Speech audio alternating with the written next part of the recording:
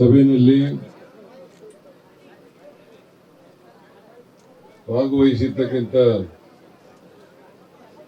ಬಾಗಲಕೋಟೆ ಜಿಲ್ಲಾ ಉಸ್ತುವಾರಿ ಸಚಿವರಾದಂಥ ತಿಮ್ಮಾಪುರ್ ಅವರ, ಇನ್ನೊಬ್ಬರು ಸಚಿವರಾದಂಥ ಶಿವಾನಂದ ಪಾಟೀಲ್ ಅವರ,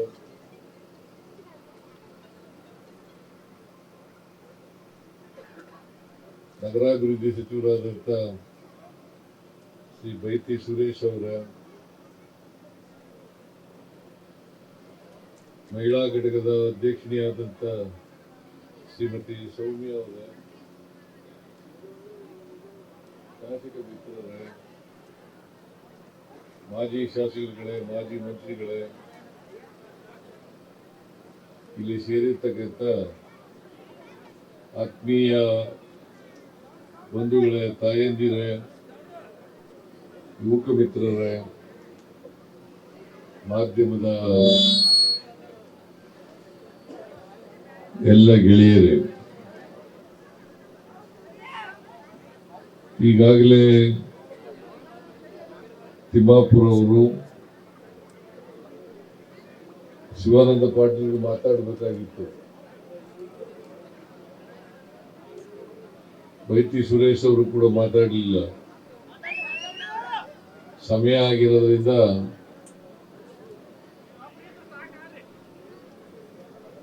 ನನ್ನನ್ನೇ ಮಾತಾಡಿ ಅಂತ ಹೇಳಿದ್ದಾರೆ. ಇದು ಪ್ರಚಾರ ಸಭೆ. ನಾನು ಇವತ್ತು ನಿಮ್ಮನ್ನೆಲ್ಲ ಭೇಟಿ ಮಾಡಿರ್ತಕ್ಕಂಥದ್ದು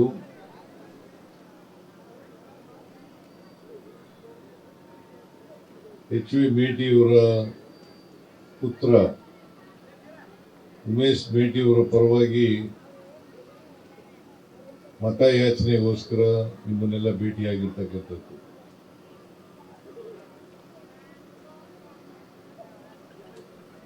ಚುನಾವಣೆ, ಉಪಚುನಾವಣೆ ಈ ತಿಂಗಳು ಅಲ್ಲ, ಮುಂದಿನ ತಿಂಗಳು 9ನೇ ತಾರೀಕು ನಡೀತಾ ಇದೆ. 9ನೇ ತಾರೀಕು ಈ ಚುನಾವಣೆ ಯಾಕೆ ಬಂತು ಅನ್ನೋದನ್ನ ತಿಮ್ಮಾಪುರ್ ಅವರು ಪ್ರಸ್ತಾಪ ಮಾಡಿದ್ದಾರೆ. 5 ವರ್ಷಕ್ಕೊಮ್ಮೆ ವಿಧಾನಸಭಾ ಚುನಾವಣೆ ನಡೀತಕ್ಕಂಥದ್ದು, ಲೋಕಸಭಾ ಚುನಾವಣೆ ನಡೀತಕ್ಕಂಥದ್ದು. ನೀವೆಲ್ಲರೂ ಕಳೆದ ಚುನಾವಣೆಯಲ್ಲಿ ಎಚ್.ವೈ. ಮೇಟಿ ಅವರಿಗೆ ಆಶೀರ್ವಾದ ಮಾಡಿದ್ರು. ಅವರು ಬದುಕಿದ್ರೆ ಈ ಚುನಾವಣೆ, ಉಪಚುನಾವಣೆ ಬರ್ತಾ ಇರಲಿಲ್ಲ. ಅವರು ಆಕಸ್ಮಿಕವಾಗಿ ಕಾಲ ಆದ್ರಿಂದ ಈ ಚುನಾವಣೆ ಬಂದಿದೆ.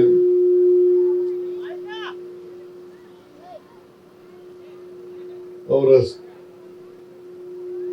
ಸ್ಥಾನ ಖಾಲಿಯಾಗಿತ್ತು ಅವರ ನಿಧನದಿಂದ.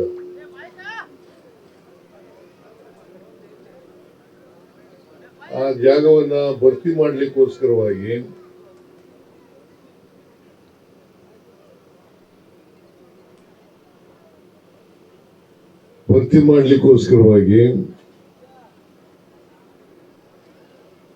ಅವರ ಕುಟುಂಬದವರೇ ಆದಂತ, ಅವ್ರ ಮಕ್ಕಳೇ ಆದಂತ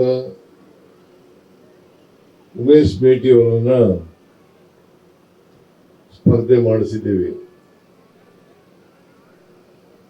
ನಾವೆಲ್ಲರೂ ಕೂಡ ಹೇಗೆ ಎಚ್.ವೈ. ಮೇಟಿ ಅವರಿಗೆ ಆಶೀರ್ವಾದ ಮಾಡಿದ್ರಿ, ಅದೇ ರೀತಿಯಾಗಿ ಉಮೇಶ್ ಮೇಟಿ ಅವರಿಗೂ ಕೂಡ ಆಶೀರ್ವಾದ ಮಾಡಬೇಕು ಅಂತೇಳಿ ತಮ್ಮಲ್ಲಿ ಪ್ರಾರ್ಥನೆಯನ್ನ ಮಾಡಲಿಕ್ಕೆ ಬಯಸ್ತಾ ಇದ್ದೇವೆ.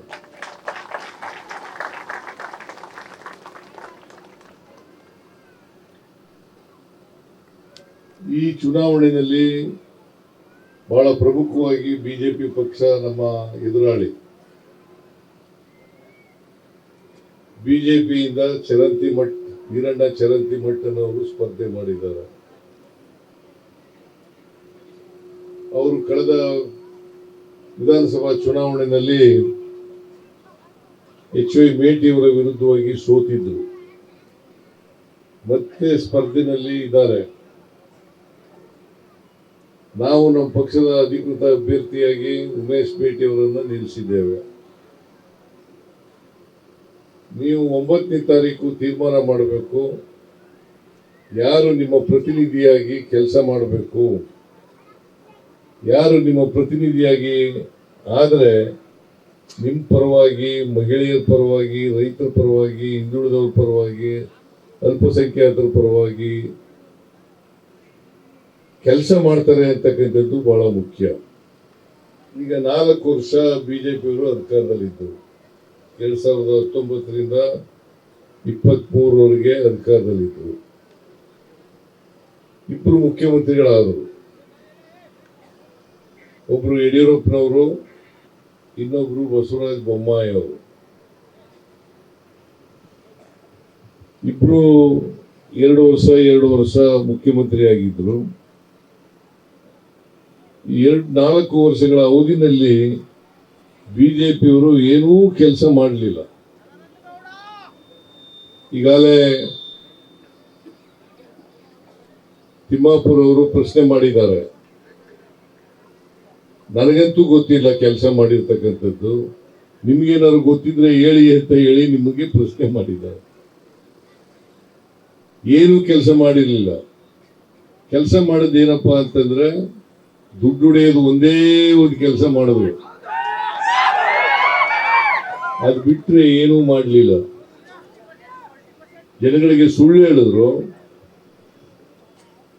ಅವರು 2018ರಲ್ಲಿ 600 ಭರವಸೆಗಳನ್ನು ಕೊಟ್ಟಿದ್ರು. 600 ಭರವಸೆಗಳನ್ನು ಕೊಟ್ಟಿದ್ರು. 600 ಭರವಸೆಗಳಲ್ಲಿ 60 ಭರವಸೆಗಳನ್ನು ಕೂಡ ಈಡೇರಿಸಲಿಲ್ಲ. 10%, 60 ಅಂತಂದ್ರೆ 10% ಆಯ್ತದೆ. 10% ಭರವಸೆಗಳನ್ನು ಕೂಡ ಈಡೇರಿಸಲಿಲ್ಲ. ಹಾಗಾಗಿ ಅವರು ವಚನ ಭ್ರಷ್ಟರಾದ್ರು ಅಂತಕ್ಕಂಥದನ್ನ ತಾವೆಲ್ಲರೂ ಕೂಡ ತಿಳ್ಕೊಂಡಿದ್ದೀರಿ ಅಂತಕ್ಕಂಥದ್ದು ನನ್ನ ಭಾವನೆ.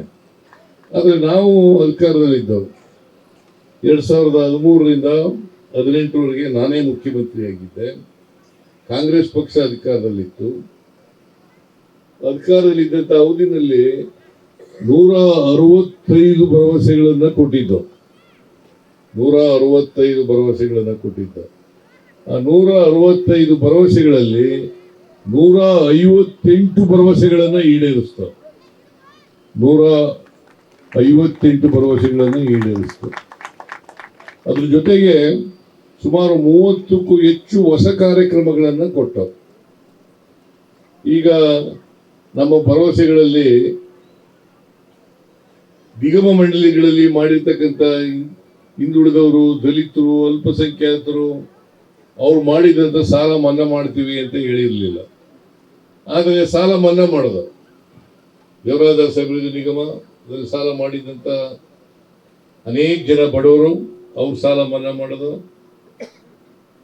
ಆಮೇಲೆ ಅಂಬೇಡ್ಕರ್ ಅಭಿವೃದ್ಧಿ ನಿಗಮದಲ್ಲಿ ಸಾಲ ಮಾಡಿದಂಥದನ್ನು ಸಾಲ ಮತ್ತು ಬಡ್ಡಿ ಎಲ್ಲ ಮನ್ನಾ ಮಾಡೋದು. ಆಮೇಲೆ ಜಗಜೀವನ್ ರಾಮ್ ಅಭಿವೃದ್ಧಿ ಮಂಡಳಿನಲ್ಲಿ ಮಾಡಿದಂಥ ಎಲ್ಲ ಸಾಲ ಮನ್ನಾ ಮಾಡೋದು. ಆಮೇಲೆ ಅಲ್ಪಸಂಖ್ಯಾತರ ಅಭಿವೃದ್ಧಿ ಮಂಡಳಿನಲ್ಲಿ ಮಾಡಿದಂಥ ಸಾಲ ಎಲ್ಲ ಮನ್ನಾ ಮಾಡೋದು. ಓದಿ ಅವರು ಒಂದು ಸಾಲನಾದ್ರು ಮನ್ನಾ ಮಾಡಿರ್ತಕ್ಕಂಥ ನಿದರ್ಶನ ತೋರಿಸಿ ನಾವು. ಬಿಜೆಪಿಯವರು, ಅದೇ ಯಡಿಯೂರಪ್ಪನವರು ನಮ್ಮ ಉಗ್ರಪ್ಪ ಪ್ರಶ್ನೆ ಕೇಳಿದ್ರು, ಸಾಲ ಮನ್ನಾ ಮಾಡ್ರಿ, ರೈತರು ಕಷ್ಟದಲ್ಲಿದ್ದಾರೆ, ಬರಗಾಲ ಬಂದಿದೆ, ಕೊರೋನಾ ರೋಗ ಬಂದಿದೆ, ಸಾಲ ಮನ್ನಾ ಮಾಡ್ರಿ ಅಂತ ಹೇಳಿದ್ರೆ ಅವರು ಸಾಲ ಮನ್ನಾ ಮಾಡಲಿಲ್ಲ. ಇದು ಕೌನ್ಸಿಲ್ನಲ್ಲಿ ಚರ್ಚೆ ಆದದ್ದು. ಕೌನ್ಸಿಲ್ನಲ್ಲಿ ಉಗ್ರಪ್ಪನವರು ಪ್ರಶ್ನೆ ಕೇಳಿದ್ರು, ಸಾಲ ಮನ್ನಾ ಮಾಡಿ ಅಂತ. ಸಾಲ ಮನ್ನಾ ಮಾಡ್ಲಿಕ್ಕೆ ನಾನೇನು ನೋಟ್ ಪ್ರಿಂಟ್ ಮಾಡೋ ಮಿಷಿನ್ ಇಟ್ಕೊಂಡಿಲ್ಲ ಅಂತ ಇದೇ ಯಡಿಯೂರಪ್ಪ ಹೇಳಿದ್ರು. ಸಾಲ ನೋಟ್ ಪ್ರಿಂಟ್ ಮಾಡ್ತಕ್ಕಂಥ ಮಿಷಿನ್ ಇಟ್ಕೊಂಡಿಲ್ಲ ಸಾಲ ಮನ್ನಾ ಮಾಡಲಿಕ್ಕೆ ಅಂತ ಹೇಳಿದ್ರು. ಹೋಲಿ ಬಸವರಾಜ ಬೊಮ್ಮಾಯಿ ಅವರು ಸಾಲ ಮನ್ನಾ ಮಾಡಿದ್ರ, ಅವರು ಮನ್ನಾ ಮಾಡಲಿಲ್ಲ. ಮತ್ತೆ ಯಾವ ಕಾಲದಲ್ಲೂ ಕೂಡ ಮನ್ನಾ ಮಾಡಲಿಲ್ಲ. ಅದೇ ನರೇಂದ್ರ ಮೋದಿ ಅವರು ಸಾಲ ಮನ್ನಾ ಮಾಡಿದಾರ, ಮಾಡಿಲ್ಲ. ಆದರೆ ಮನಮೋಹನ್ ಸಿಂಗ್ ಅವರು ಪ್ರಧಾನಮಂತ್ರಿಯಾಗಿ ಕಾಂಗ್ರೆಸ್ನ ಪ್ರಧಾನಿ ಸುಮಾರು 72,000 ಕೋಟಿ ರೂಪಾಯಿಗಳ ಸಾಲವನ್ನು ಮನ್ನಾ ಮಾಡೋದು.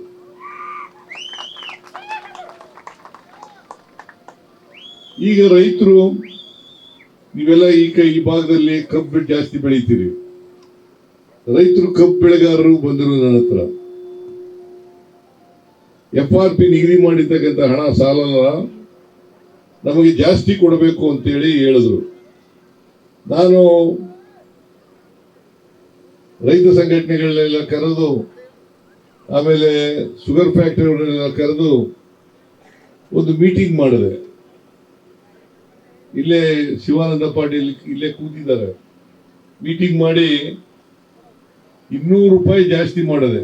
ಅದ್ರ ಜೊತೆಗೆ 200 ರೂಪಾಯಿ ಜೊತೆಗೆ 50 ರೂಪಾಯಿ ಶುಗರ್ ಫ್ಯಾಕ್ಟರಿ ಮಾಲೀಕರು ಕೊಡಬೇಕು, 50 ರೂಪಾಯಿ ಸರ್ಕಾರ ಕೊಡಬೇಕು ಅಂತೇಳಿ ತೀರ್ಮಾನ ಮಾಡಿ ರೈತರನ್ನ ಉಳಿಸ್ತಕ್ಕಂಥ ಕೆಲಸವನ್ನು ಮಾಡಿದ್ರು. ಅದನ್ನ ಬಿಜೆಪಿ ಯಾಕೆ ಮಾಡಲಿಲ್ಲ? ಬಿಜೆಪಿಯವರು ಯಾವ ಕಾಲದಲ್ಲೂ ಕೂಡ ರೈತರ ಸಮಸ್ಯೆಗಳನ್ನು ಬಗೆಹರಿಸ್ತಕ್ಕಂಥ ಕೆಲಸವನ್ನು ಮಾಡಿಲ್ಲ. ಯಾವತ್ತಾರು ರೈತರ ಪರವಾಗಿ, ಕಬ್ಬು ಬೆಳೆಗಾರರ ಪರವಾಗಿ ಅವರು ದುಡ್ಡು ಕೊಟ್ಟಿರ್ತಕ್ಕಂಥದ್ದು ನೋಡಿದ್ದೀರಾ? ಕೇಳಿದ್ದೀರಾ ನೀವು? ಮತ್ತೆ ಯಾಕೆ ಬಿಜೆಪಿ ಅವರಿಗೆ ವೋಟ್ ಕೊಡಬೇಕು ನೀವೇ ಹೇಳಿ. ಯಾಕ್ರಿ ವೋಟ್ ಕೊಡಬೇಕು? ಈಗ ಮೇಟಿಯವರು, HY ಮೇಟಿಯವರು ಶಾಸಕರಾಗಿ ಇದ್ದಾಗ ಯಾರು ಬೇಕಾದ್ರೂ ಮಾತಾಡಿಸ್ಬೋದಾಗಿತ್ತು. ಸಾಮಾನ್ಯ ಜನರ ಪ್ರತಿನಿಧಿಯಾಗಿದ್ರು. ಅವರು ಬಡ ಜನರ ಪರವಾಗಿದ್ರು, ದಲಿತರ ಪರವಾಗಿದ್ರು, ಹಿಂದುಳಿದವ್ರ ಪರವಾಗಿದ್ರು, ಮೈನಾರಿಟಿ ಪರವಾಗಿದ್ರು. ಚರಂತಿ ಮಟ್ಟಿ ಯಾವತ್ತಾರು ಇರ್ಲಿಕ್ಕೆ ಸಾಧ್ಯನಾ? ಬಡವ್ರ ಪರವಾಗಿ ಇರ್ಲಿಕ್ಕೆ ಸಾಧ್ಯನಾ? ಬಡವ್ರು ಭೇಟಿ ಮಾಡ್ಲಿಕ್ಕೆ ಸಾಧ್ಯನಾ? ಬಡವರು ಭೇಟಿ ಮಾಡ್ಲಿಕ್ಕೆ ಸಾಧ್ಯ ಇಲ್ಲ. ಇಂಥವ್ರಿಗೆಲ್ಲ ಯಾಕೆ ನಿಮ್ಮ ಪ್ರತಿನಿಧಿ ಆಗ್ಲಿಕ್ಕೆ ಅವರು ಲಾಯಕ? ಅವರು ಇದನ್ನ ತಾವು ಅರ್ಥ ಮಾಡ್ಕೋಬೇಕು ಅಂತಕ್ಕಂಥ ಮಾತುಗಳನ್ನ ಹೇಳಲಿಕ್ಕೆ ಬಯಸ್ತಾ ಇದ್ದಾರೆ. ಜೊತೆಗೆ ನಾವು ಕೊಟ್ಟಂತ ಯೋಜನೆಗಳು, ಗ್ಯಾರಂಟಿ ಯೋಜನೆಗಳನ್ನ ಅವ್ರು ಯಾವತ್ತಾರು ಮಾಡಿದ್ರ? ಅದ್ರ ಬದಲಾಗಿ ವಿರೋಧ ಮಾಡಿದ್ರು. ಸಿದ್ದರಾಮಯ್ಯನವರಿಗೆ ಬುದ್ಧಿ ಇಲ್ಲ, ಗ್ಯಾರಂಟಿ ಯೋಜನೆಗಳನ್ನ ಮಾಡ್ತಾ ಇದ್ದಾರೆ, ಇವುಗಳನ್ನ ಮಾಡ್ಲಿಕ್ಕೆ ಸಾಧ್ಯ ಇಲ್ಲ, ಟ್ರೆಜರಿ ಖಾಲಿ ಆಗ್ಬಿಡ್ತದೆ ಅಂತೆಲ್ಲ ಮಾತಾಡಿದ್ರು. ನಾವು 2023 ಮೇ 20ನೇ ತಾರೀಕು ಅಧಿಕಾರಕ್ಕೆ ಬಂದ ತಕ್ಷಣ ಜೂನ್ ತಿಂಗಳಲ್ಲಿ ಶಕ್ತಿ ಯೋಜನೆಯನ್ನ ಜಾರಿ ಕೊಟ್ಟೋ ಇಲ್ವೇನಮ್ಮ? ಶಕ್ತಿ ಯೋಜನೆ ಅಂದ್ರೆ ಗೊತ್ತಾ ನಿಮ್ಗೆ? ಸರ್ಕಾರಿ ಬಸ್ಗಳಲ್ಲಿ ಪುಕ್ಕಟೆಯಾಗಿ ಟ್ರಾವೆಲ್ ಮಾಡೋದು. ಮಾಡ್ತಾ ಇದ್ದೀರೋ ಇಲ್ಲ? ಮಾಡ್ತಾ ಇದ್ದೀರಿ. ಈ ಯೋಜನೆ ಯಾಕೆ ಮಾಡಕ್ ಆಗ್ಲಿಲ್ಲ ಅವ್ರು ಬಿಜೆಪಿ ಅವ್ರ ಕೈನಲ್ಲಿ? ಗೃಹಲಕ್ಷ್ಮಿ ಯೋಜನೆ 1,26,00,000 ಮನೆ ಯಜಮಾನಿಯರಿಗೆ ತಿಂಗಳಿಗೆ 2,000 ರೂಪಾಯಿಗಳನ್ನ ಕೊಡ್ತಾ ಇದ್ದೀವಿ. 2,000 ರೂಪಾಯಿ ಕೊಡ್ತಾ ಇದೀವೋ ಇಲ್ಲ? ಅದನ್ನ ಯಾಕೆ ಮಾಡ್ಲಿಲ್ಲ ಅವರು? ಗೃಹ ಜ್ಯೋತಿ ಯೋಜನೆ, ವಿದ್ಯುತ್ ಶಕ್ತಿ ಬಿಲ್ ಕಟ್ಟಾಗಿಲ್ಲ. 200 ಯೂನಿಟ್ ವರೆಗೆ ಫ್ರೀಯಾಗಿ ಉರಿಸಬಹುದು. ಹೌದಾ ಅಲ್ಲ? ಬಿಲ್ ಕಟ್ತೀರಾ? ಯಾರು ಬಿಲ್ ಕಟ್ಟೋರು ಇದ್ರೆ ಕೈ ಎತ್ತಿ ನೋಡೋಣ. ಬಿಲ್ ಕಟ್ಟೋರು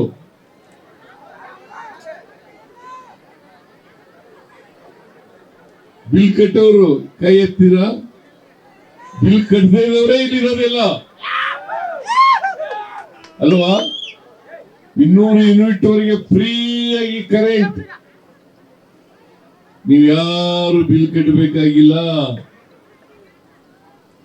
ಆಮೇಲೆ ಅನ್ನಭಾಗ್ಯ, ಹೊಟ್ಟೆ ತುಂಬ ಊಟ ಮಾಡ್ತೀರಾ ಇಲ್ಲ? ನಮ್ಮ ಊರಿನಲ್ಲಿ ಬಡವರೆಲ್ಲ ಅನ್ನ ಊಟ ಮಾಡ್ತಿಲ್ಲ. ನಿಮ್ ಕಡೆ ರೊಟ್ಟಿ, ಜೋಳದ ರೊಟ್ಟಿ ತಿಂತೀರಿ. ನಮ್ ಕಡೆ ಮುದ್ದೆ, ರಾಗಿ ಮುದ್ದೆ. ಆ ರಾಗಿ ಮುದ್ದೆ ತಿನ್ಬೇಕಾಗಿತ್ತು ಅಥವಾ ಜೋಳದ ಮುದ್ದೆ ತಿನ್ಬೇಕಾಗಿತ್ತು. ಅನ್ನ ಇರುವೇ ಇಲ್ಲ. ಹಬ್ಬ ಹರಿದಿನಗಳಲ್ಲಿ ಮಾತ್ರ ಅನ್ನ ಉಂಟಿದ್ದು ನಾವು. ಹಬ್ಬ ಹರಿದಿನಗಳು ಅಥವಾ ನೆಂಟರು ಬಂದ್ರೆ ಮಾತ್ರ. ಈಗ ಎಲ್ಲರ ಮನೆಯಲ್ಲೂ ಕೂಡ ಪ್ರತಿದಿನ ಅನ್ನ ಮಾಡ್ತಕ್ಕಂಥ ಪರಿಸ್ಥಿತಿ ನಿರ್ಮಾಣ ಆಗಿದೆ. ಹೌದಲ್ಲ?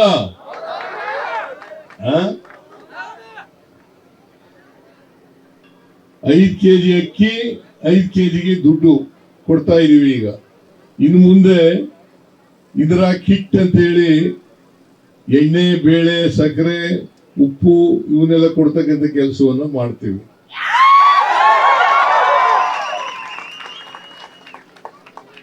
ಆಮೇಲೆ ಯುವ ನಿಧಿ, ಯಾರು ಉದ್ಯೋಗ ಇಲ್ಲ ಓದ್ಕೊಂಡಿರ್ತಾರೆ, ಆ ಓದ್ಕೊಂಡಿರೋರಿಗೆ ಪ್ರತಿ ತಿಂಗಳು ದುಡ್ಡು ಕೊಡ್ತಕ್ಕಂಥ ಕೆಲಸವನ್ನ ಮಾಡ್ತೀವಿ. ಯಾಕೆ ಬಿಜೆಪಿ ಮಾಡ್ಲಿಲ್ಲ? ಅವ್ರಿಗೂ ಅಧಿಕಾರ ಕೊಟ್ಟಿದ್ರಲ್ಲ. ನೀವು ಕೊಟ್ಟಿರ್ಲಿಲ್ಲ ಪಾಪ. ಅವರು ಹಿಂಭಾಗಲಿಂದ ಬಂದ್ಬಿಟ್ಟಿದ್ರು. ನೀವೇನು ಅಧಿಕಾರ ಕೊಟ್ಟಿರ್ಲಿಲ್ಲ ಅವರಿಗೆ. ಅವರು ಯಾವತ್ತೂ ಕೂಡ ಬಿಜೆಪಿಯವರು ಹಿಂದೆ 2008ರಿಂದ 2013ವರೆಗಿದ್ರು. ಆಗ್ಲೂ ಅಧಿಕಾರ ಸಿಕ್ಕಿರ್ಲಿಲ್ಲ, ಜನ ಕೊಟ್ಟಿರ್ಲಿಲ್ಲ, ಆಶೀರ್ವಾದ ಮಾಡಿರ್ಲಿಲ್ಲ. ಮತ್ತೆ 19ರಿಂದ 23ವರೆಗಿದ್ರು, ಆಗ್ಲೂ ಮಾಡಿರ್ಲಿಲ್ಲ. ಅವರೆಲ್ಲ ಹಿಂಭಾಗಲಿಂದ ಬರೋರು. ಆಪರೇಷನ್ ಕಮಲ 20 ಕೋಟಿ 25 ಕೋಟಿ ಕೊಟ್ಟು ಅಧಿಕಾರಕ್ಕೆ ಬಂದು ಲೂಟಿ ಹೊಡೆದ ಹೊರಟೋದ್ರು. ಅವ್ರಿಗೆ ಓಟ್ ಕೊಡ್ತೀರಾ ಮತ್ತೆ? ಹೇಳ್ರಿ. ಅವ್ರು ಓಟ್ ಕೊಡ್ಲಿಲ್ಲ. ನಾವು ನಮ್ಮ ಸರ್ಕಾರ ಬಂದ್ಮೇಲೆ ಈ ಗ್ಯಾರಂಟಿ ಯೋಜನೆಗಳಿಗೆ ಪ್ರತಿ ವರ್ಷ 52,000 ಕೋಟಿ ರೂಪಾಯಿಗಳನ್ನ ಖರ್ಚು ಮಾಡ್ತಾ ಇದ್ದೀವಿ. ಎಷ್ಟು? 52,000. ಸರ್ಕಾರ ಖಾಲಿ ಆಗ್ಬಿಡ್ತದೆ, ದಿವಾಳಿ ಆಗ್ಬಿಡ್ತದೆ ಅಂತೇಳಿ ಬಿಜೆಪಿಯವರು ನಮ್ಮ ಮೇಲೆ ಅಪಪ್ರಚಾರ ಮಾಡಿದ್ರು, ಟೀಕೆ ಮಾಡಿದ್ರು. ಆದ್ರೂ ದಿವಾಳಿನೂ ಆಗ್ಲಿಲ್ಲ, ಖಜಾನೆ ಖಾಲಿನೂ ಆಗ್ಲಿಲ್ಲ. ಅಭಿವೃದ್ಧಿ ಕೆಲಸಗಳನ್ನು ಕೂಡ ಮಾಡಿದ್ದೀವಿ.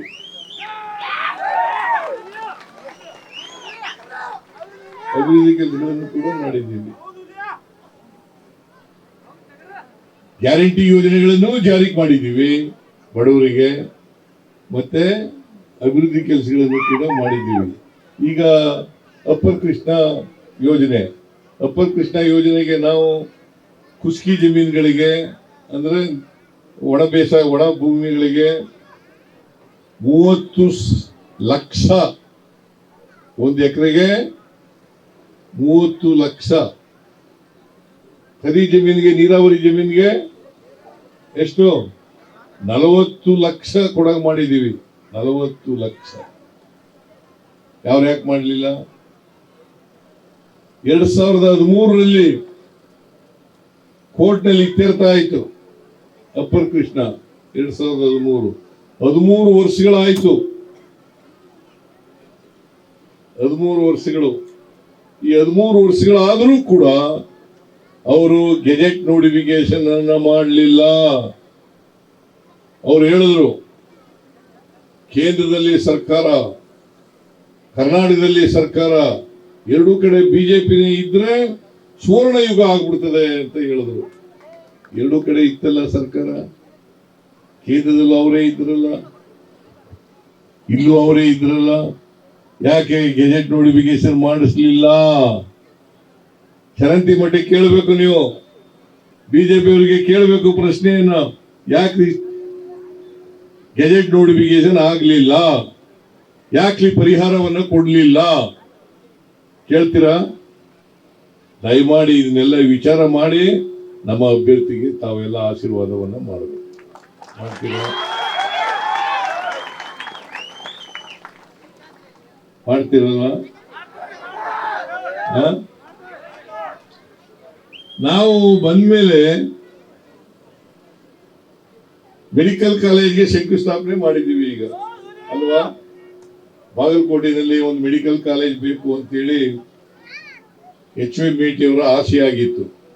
ಅವರು 16-17ರಿಂದ ಕೇಳುತ್ತಲೇ ಬಂದಿದ್ರು. ನಾನು ಈ ವರ್ಷ 2025-26ರಲ್ಲಿ ಘೋಷಣೆ ಮಾಡಿದ್ದೆ, ಮೆಡಿಕಲ್ ಕಾಲೇಜು ಕೊಡ್ತೀನಿ ಅಂತ ಹೇಳಿದ್ದೆ.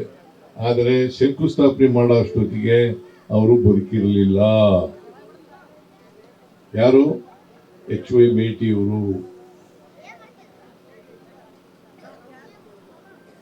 ಅವರು ಅಷ್ಟೊತ್ತಿಗೆ ಕಾಲ ಆಗಿದ್ರು. ಇವತ್ತೇನಾದರೂ ಬಾಗಲಕೋಟೆಗೆ ಮೆಡಿಕಲ್ ಕಾಲೇಜು ಬಂದಿದ್ರೆ ಅದಕ್ಕೆ ಕಾರಣ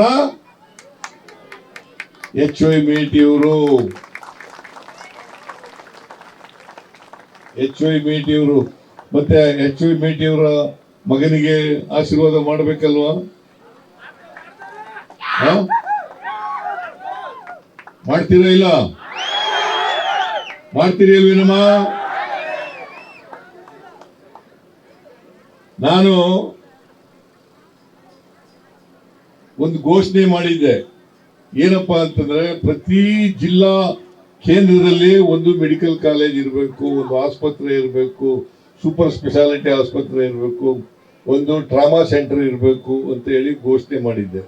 ಈಗಾಗಲೇ ಸುಮಾರು 24-25 ಜಿಲ್ಲೆಗಳಲ್ಲಿ ಮೆಡಿಕಲ್ ಕಾಲೇಜ್ಗಳನ್ನ ಮಾಡಿದ್ದೇವೆ, ಆಸ್ಪತ್ರೆಗಳನ್ನ ಮಾಡಿದ್ದೇವೆ. ಅವ್ರು ಯಾಕೆ ಮಾಡಲಿಲ್ಲ?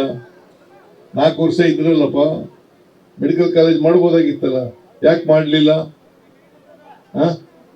ಯಾಕ್ರಿ ಮಾಡಲಿಲ್ಲ ಅವರು? ಮತ್ತೆ ಅವ್ರಿಗೆ ಓಟ್ ಕೊಡ್ಬೇಕಾ? ಕೊಡಬಾರ್ದಲ್ಲ? ಕೊಡಬಾರ್ದಲ್ವೇನಮ್ಮ? ಇವರಿಗೆ ನೀವು ಓಟ್ ಕೊಟ್ರೆ ಗ್ಯಾರಂಟಿ ಯೋಜನೆಗಳನ್ನು ನಿಲ್ಲಿಸ್ಬಿಡ್ತಾರೆ. ಅನೇಕ ರಾಜ್ಯಗಳಲ್ಲಿ ನಿಲ್ಲಿಸ್ಬಿಟ್ಟಿದ್ದಾರೆ. ಮಹಾರಾಷ್ಟ್ರದಲ್ಲಿ ನಿಲ್ಲಿಸಿದ್ದಾರೆ, ಮಧ್ಯಪ್ರದೇಶದಲ್ಲಿ ನಿಲ್ಲಿಸಿದ್ದಾರೆ, ಬಿಹಾರ್ನಲ್ಲಿ ನಿಲ್ಲಿಸಿದ್ದಾರೆ. ಹಿಂಗೆ ಅನೇಕ ರಾಜ್ಯಗಳೆಲ್ಲ ನಿಲ್ಲಿಸ್ಬಿಡ್ತಾರೆ. ಇದಕ್ಕೋಸ್ಕರ ಕೊಡ್ಬೇಕು ಅವ್ರಿಗೆ ಓಟ್ನ. ಮತ್ತೆ ನಮ್ಮ ಸರ್ಕಾರ ಇರೋದು,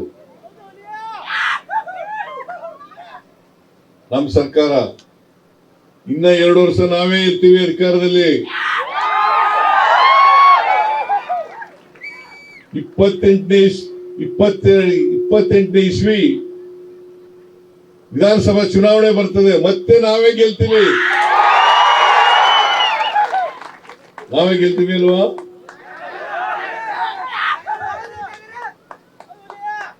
ಯಾರು ಕೂಲಿ ಮಾಡ್ತಾರೆ ಅವರಿಗೆ ತಾನೇ ಕೂಲಿ ಕೊಡ್ಬೇಕು.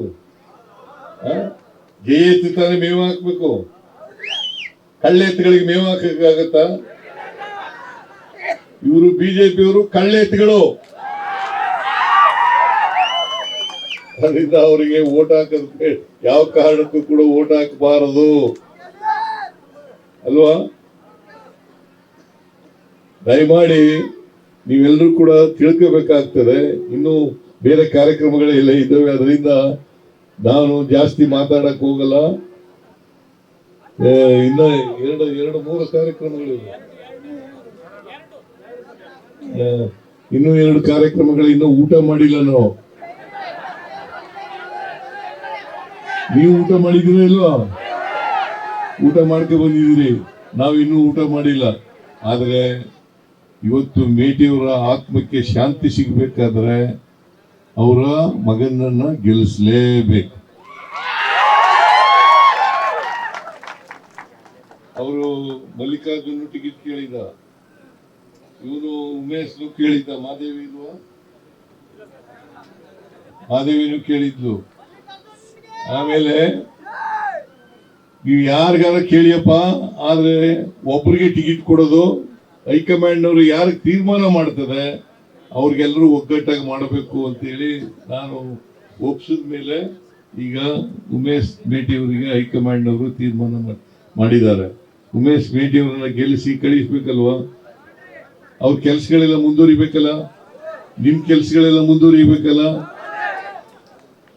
ನಮ್ ಸರ್ಕಾರ ಇದೆ, ಮೇಟಿಯವ್ರ ಮಗ ಮೇಟಿ ಸ್ಥಾನಕ್ಕೆ ನಿಂತಿರ್ತಕ್ಕಂಥ ವ್ಯಕ್ತಿ ಇವ್ರು ಗೆದ್ರು ತಾನೆ ಅವ್ರು ಏನೇನು ಮಾಡಿದ್ದಾರೆ ಕೆಲಸಗಳೆಲ್ಲ ಮುಂದುವರಿಸ್ಲಿಕ್ಕೆ ಸಾಧ್ಯ ಆಗೋದು. ಇವ್ರು ನಮ್ಮ ಹತ್ರ ಬರೋ ರೀತಿಯಲ್ಲಿ ಚರಂತಿ ಮಠ ಬರಕ್ಕಾಗತ್ತಾ? ಇವರು ಹಠ ಮಾಡಿ ಕೆಲಸ ಮಾಡೋ ರೀತಿಯಲ್ಲಿ ಚರಂತಿ ಮಠ ಮಾಡ್ಸಕ್ಕಾಗತ್ತಾ? ಆದ್ರಿಂದ ದಯಮಾಡಿ ನೀವೆಲ್ಲರೂ ಕೂಡ ಉಮೇಶ್ ಮೇಟಿ ಅವರನ್ನ ಈ ಸಾರಿ ಆಶೀರ್ವಾದ ಮಾಡ್ಬೇಕು. ಮಾಡ್ತೀರಿ ಅಲ್ವಾ? ಅದು ಕೇಳಕ್ಕೋಸ್ಕರ ನಾನು ಮುಖ್ಯಮಂತ್ರಿಯಾಗಿ ಬಂದಿಲ್ಲ, ಪಕ್ಷದ ಕಾರ್ಯಕರ್ತನಾಗಿ ಬಂದಿದ್ದೇನೆ. ದಯಮಾಡಿ ನೀವೆಲ್ಲರೂ ಕೂಡ ಒಟ್ಟಾಗಿ ಅವತ್ತು ಮತಗಟ್ಟೆಗೆ ಹೋಗಿ ಇವರ ನಂಬರ್ ಎಷ್ಟು? ಒಂದು ಆ ಒಂದನೇ ಮತಗಟ್ಟೆ ಮೂಲಕ ಇವ್ರ ಹೆಸರು ಇರ್ತದೆ, ಚಿಹ್ನೆ ಇರ್ತದೆ, ಹಸ್ತ. ಆಮೇಲೆ ಅದ್ರ ಮುಂದೆ ನೀವು ಬಟನ್ ಒತ್ತಿ ವೋಟ್ ಹಾಕ್ಬೇಕು. ಹಾಕ್ತೀರಿ ಅಲ್ವಾ? ದಯಮಾಡಿ ಆ ಕೆಲಸನ 9ನೇ ತಾರೀಕು ಬೆಳಿಗ್ಗೆ ಮಾಡಬೇಕು ಅಂತೇಳಿ ನಿಮ್ಮಲ್ಲಿ ಅತ್ಯಂತ ಕಳಕಳಿಯಿಂದ ಪ್ರಾರ್ಥನೆ ಮಾಡಿ ನಿಮ್ಗೆಲ್ಲ ನಮಸ್ಕಾರ ಹೇಳಿ ನನ್ನ ಮಾತುಗಳನ್ನು ಮುಗಿಸ್ತೇನೆ. ಜೈ ಹಿಂದ್, ಜೈ ಕರ್ನಾಟಕ.